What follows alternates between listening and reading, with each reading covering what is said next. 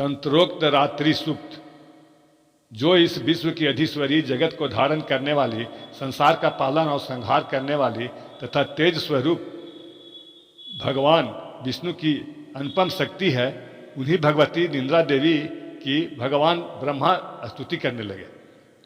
ब्रह्मा जी ने कहा, देवी तुम ही स्वाहा, तुम ही स्वधा, तुम ही वष्टकार हो, स्वर भी तुम्हारे ही स्वरूप है, तुम ही जीवनदायिनी सुधा हो, नित्य अक्षर प्रणव में अकार उकार मकार इन तीन मात्राओं के रूप में तुम ही स्थित हो, तथा इन तीन मात्राओं के अतिरिक्त जो बिंदु रूपा नित्य अर्ध मात्रा है, जिसका विशेष रूप से उच्चारण नहीं किया जा सकता, वह भी तुम ही हो। देवी तुम ही संध्या, सावित्री तथा परम जननी हो, कल्प के अंत में सबका अपना ग्रास बना लेती हो।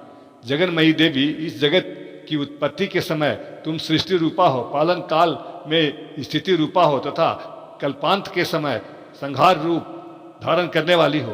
तुम ही महाविद्या, महामाया, महामेधा, महास्मृति, महामोह रूपा महादेवी और महासूरी हो।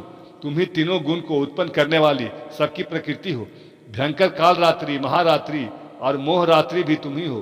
तुम ही श्री, तुम ही ईश्वरी, तुम ही ह्री और तुम ही बोध स्वरूपा बुद्धि हो। लज्जा, पुष्टि, तुष्टि, शांति और क्षमा भी तुम ही हो। तुम खड्डक धारणी, शूल धारणी, घोर रूपा तथा गदा, चक्र, शंख और धनुष धारण करने वाली हो। बाण, द्रिशुंडी और परिध ये भी तुम्हारे ही अस्त्र हैं। तुम सौम्य और सौम्यतर हो। इतना ही नहीं, जितने भी सौम्य एवं सुंदर पदार्थ हैं, उन सब की अपेक्षा तुम अत्यधिक सुंदरी हो। पर और अपर सबसे परे रहने वाली परमेश्वरी तुम ही हो। सर्वस्वरूपे देवी, कहीं भी सत असत रूप जो कुछ वस्तुएं हैं और उन सब की जो शक्ति है वह तुम ही हो। ऐसी अवस्था में तुम्हारी स्तुति क्या हो सकती है?